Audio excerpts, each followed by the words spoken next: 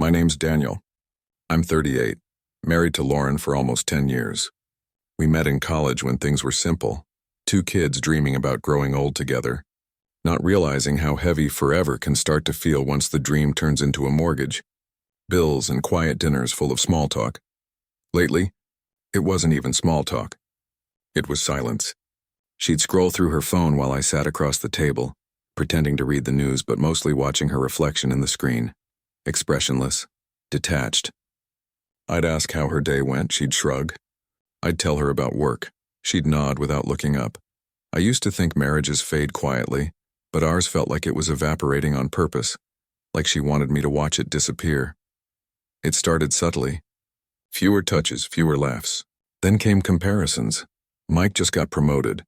Mike's wife looked so happy in their vacation pictures. Mike was her ex from before me. The one she said was too immature for something serious. I never said anything. I thought mentioning it would sound insecure. Maybe that was my mistake, staying quiet until her words one evening cracked something inside me. It was a Tuesday.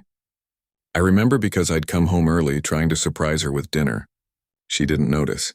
She was in the kitchen arguing with someone on the phone. I heard her say, "No, I don't regret it. I just wonder what life would have been if I'd married Mike instead." Then laughter. Soft, tired laughter. When she hung up and turned around, I was standing there holding 2 plates of pasta. The look on her face and guilt, annoyance, then defiance said more than any apology could. "Don't look at me like that," she said, her voice sharp. It was just a joke. I wanted to believe her. But the thing about jokes is, they usually carry a truth someone's afraid to say directly. We ate in silence that night. She scrolled, I chewed. My heart felt heavy, not with anger but with realization. She wasn't just unhappy. She was rehearsing her regret out loud. The next few days were worse. She started sleeping on the edge of the bed, facing away from me. She stopped saying good morning. One night I asked, "Are you okay?" She sighed. "I'm just tired, Daniel." But her tone wasn't exhaustion, it was dismissal. I thought maybe I could fix things with patience. I helped more around the house, planned a weekend trip. She canceled it, saying she needed time alone. Then came that night, the one I still replay in my head like a movie I didn't audition for. It was Friday. She was pacing around the kitchen, frustrated about a broken dishwasher. I tried to help, but she snapped, "Don't touch it, you'll make it worse." I stepped back. "Lauren, I'm just trying." She cut me off, yelling, "I should have married Mike." At least he knew how to handle things. For a moment, everything froze.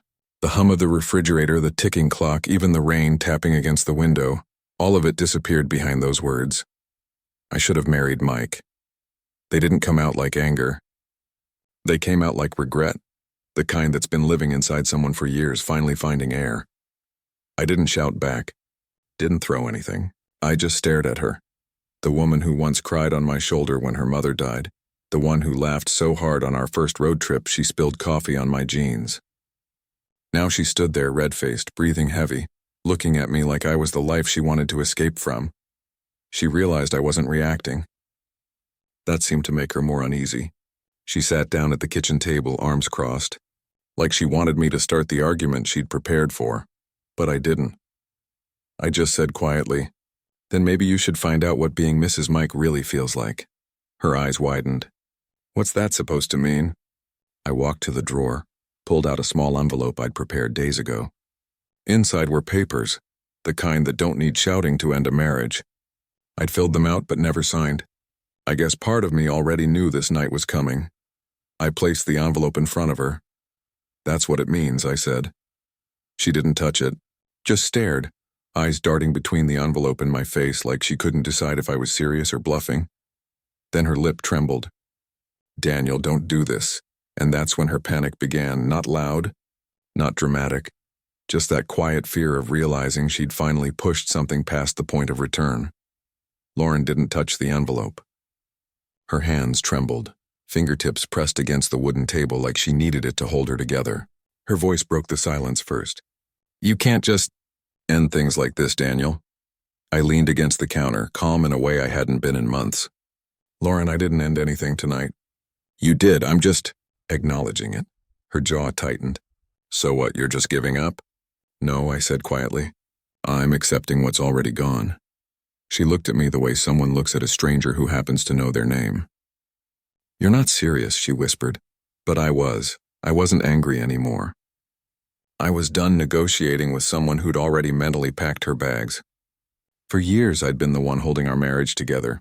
One apology, one compromise, one ignored insult at a time. I thought endurance was love. Turns out it was just fear of being alone. Lauren stood, pacing. "Daniel, this isn't what I meant." I was just angry. "Then you should have been careful where you aimed it." Her eyes glistened. "You're being cruel." That made me smile. Not because it was funny, but because it was ironic. The same woman who'd used silence as punishment was now calling honesty cruelty. I walked toward her slowly. "You spent years reminding me what I'm not, what I don't do, who I'll never be. You made Mike a measuring stick for every flaw you could find. And you know what's sad, Lauren?" She looked up, blinking fast. "I stopped trying to outdo him a long time ago, not because I gave up, but because I realized I was competing with a ghost of your imagination. He's perfect because he's gone." She opened her mouth, but no words came out. "I loved you enough to stay through every cold dinner and every empty morning," I continued. "But tonight, when you said you should have married Mike, I finally understood something." She swallowed. "What? That you don't want a husband, Lauren? You want an audience, someone to clap for the life you think you deserve." Her face fell, color draining like someone had opened a window in winter. I reached for the envelope again, placed it gently back into my jacket pocket. She exhaled shakily. "What are you going to do with that?" "Nothing tonight," I said. "I'm going to drive to my brother's place, get some air, think about what I want next. Maybe I'll sign it tomorrow. Maybe not. But for once, the choice won't depend on you." Her voice cracked. "Daniel, please. Don't just walk away like this." I almost laughed. "Walk away? You've been walking away for years, just slower." She stepped closer, eyes wide now, searching my face for the old version of me. The man who used to soften, to forgive. He wasn't there. I wasn't leaving out of spite. I was leaving because the part of me that still believed in us had quietly died somewhere between her indifference and her comparisons. She whispered, "I didn't mean it." I nodded. "Maybe, but words don't always measure truth. Sometimes they just reveal it." Her lip quivered. "Is there anything I can say?" "Yes," I said softly. "Goodbye," and that was it. No shouting. No slamming doors. Just the sound of my keys sliding off the hook by the door and the soft thud of my footsteps on the hallway rug. When I reached the door, she said one last thing. Not loud. Just desperate. "He wouldn't have loved me like you did." I turned back just once. "That's the problem, Lauren. You never loved me like I did." Then I left. The drive that night felt strangely quiet. Not like escape, but release. The rain had stopped, and the city lights blurred through the windshield like distant promises.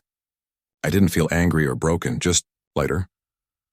I stopped at a gas station outside town, bought black coffee, and sat in the car watching trucks pass by. For the first time in years, I didn't feel the need to check my phone or rush home to explain myself. Somewhere between the hum of the road and the warmth of the cup, I realized the truth most people learn too late. Love isn't proven by how long you stay after it dies. It's proven by the courage it takes to leave when staying means losing yourself. I don't know if Lauren ever called Mike or if she cried that night. Maybe she did. Maybe she finally realized that regret isn't a time machine and it's a mirror. And sometimes when you stare too long, you start to see what you destroyed instead of what you lost. As for me, I never sent the papers right away. I let them sit on my dresser for a month, untouched, until one morning I woke up and felt peace instead of ache. That's when I signed them. Not out of bitterness, out of clarity. Because the day she shouted, "I should have married Mike," she didn't just end a marriage. She reminded me who I was before her disappointment became my identity. And my reply, calm, quiet, final, wasn't revenge. It was freedom.